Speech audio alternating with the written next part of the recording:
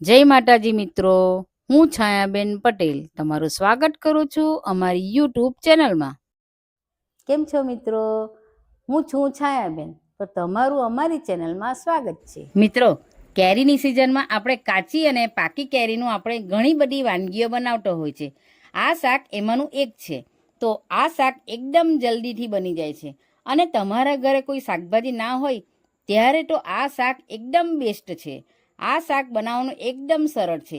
આ શાક સ્વાદમાં ખાટું મીઠું લાગતું રોટલી ભાખરી કે રોટલા સાથે તો ખૂબ જ સરસ લાગે છે. અને મિત્રો, આ શાક તમે જો એકવાર બનાવશો તો વારંવાર બનાવીને ખાવાનું મન થશે. તો ચાલો રેસીપીની શરૂઆત કરીએ. અને મિત્રો, કેરીમાંથી બનતા વિવિધ પ્રકારની રેસીપી મેં મારી ચેનલ પર પોસ્ટ કરી છે, જેના વિડીયોની લિંક મેં ડિસ્ક્રિપ્શન બોક્સમાં મૂકી છે. તમે જરૂરથી જોજો. ચાલો તો રેસીપી બનાવવાનું શરૂઆત કરીએ. તો તેના માટે અહીં દેશી કેરી આવે છે તે 7 નંગ લીધી છે. હવે તેને આપણે 2 થી 3 પાણીથી સારી રીતે વોશ કરી લઈશું. હવે આપણે કેરીને એક છરીના મદદથી છાલ કાઢતા જઈશું. અને મિત્રો, ઉનાળા દરમિયાન આ પાકી કેરીનું શાક તો ખાવું જ જોઈએ.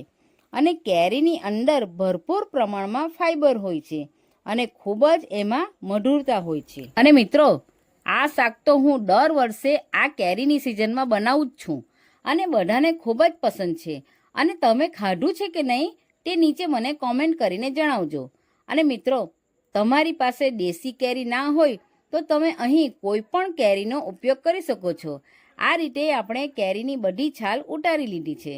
ચાલો તો શાક બનાવવાનું શરૂ કરીએ. હવે શાક બનાવવા માટે એક કઢાઈમાં 2 થી 3 ચમચી જેટલું તેલ ઉમેરીશું. તેલ ગરમ થાય પછી તેમાં 1 ચમચી જીરું ઉમેરી લઈશું અને નાની ચમચી હિંગ ઉમેરી લઈશું.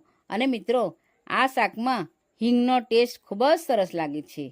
હવે આપણે તેમાં 2 નંગ કાંદા સમારેલા તે ઉમેરી લઈશું.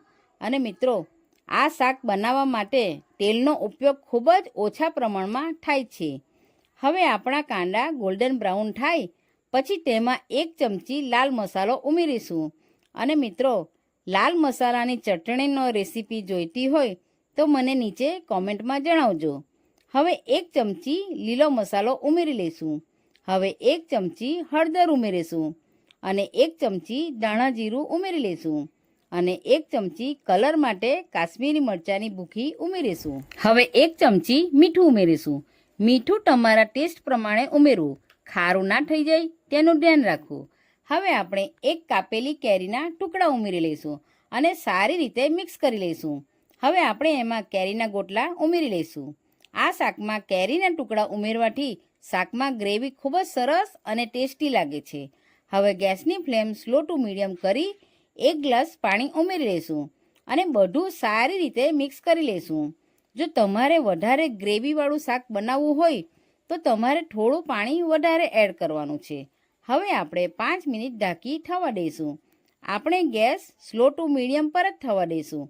અને મિત્રો, બધાના ઘરમાં ડિનરમાં કયું શાક બનાવવું તે મોટો પ્રશ્ન હોય છે, અને તે પણ કેરીની સિઝનમાં. મિત્રો, આ કેરી કાંદાનું શાક મારા ઘરના બધા ફેમિલી મેમ્બર્સને ખૂબ જ પસંદ છે. અને આ શાકમાં કેરીનો ગોટલો તો ખૂબ જ ટેસ્ટી લાગે છે. તમને ફરીવાર કહું છું કે આ શાક તમે ચોક્કસથી બનાવજો.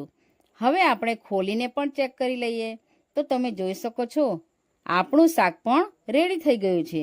હવે તેમાં શાકનો ટેસ્ટ લાવવા માટે 1 ચમચી ગરમ મસાલો ઉમેરી લઈશું. આ ગરમ મસાલો બિલકુલ ઓપ્શનલ છે. અને મિત્રો, તમે જુઓ તો ખરા, આ શાકની ગ્રેવી પણ ખૂબ જ સરસ બની છે અને આ શાક ખૂબ જ ઓછા ખર્ચામાં બની જાય છે. અને આ શાક નજીકથી કેવું દેખાય છે તે પણ તમને બતાવું. ચાલો તો ધાણા ઉમેરી સર્વ કરી લઈએ. તો મેં અહીં શાકને ચોખાના પૂડા સાથે સર્વ કર્યું છે. તમે રોટલી ભાખરી જોડે પણ ખાઈ શકો છો. અને મિત્રો, સાચું કહું તો મને તો આ શાક ચોખાના પૂડા જોડે ખૂબ જ પસંદ છે. અને મિત્રો, તમે કાચી કેરીનું શાક તો બનાવી જ હશે, પણ આ પાકી કેરીનું શાક એકવાર બનાવી જરૂરથી ટ્રાય કરજો. તો આપણું 10 મિનિટમાં બની જતું ઓછા સમયમાં ખાટું મીઠું આ ટેસ્ટી ચટાકેદાર શાક ખાવા માટે રેડી છે. તો તમે પાકી કેરીની સિઝનમાં મારી આ રેસીપી ચોક્કસથી ટ્રાય કરજો અને મને કોમેન્ટમાં જણાવજો કે મારી રેસીપી કેવી લાગી.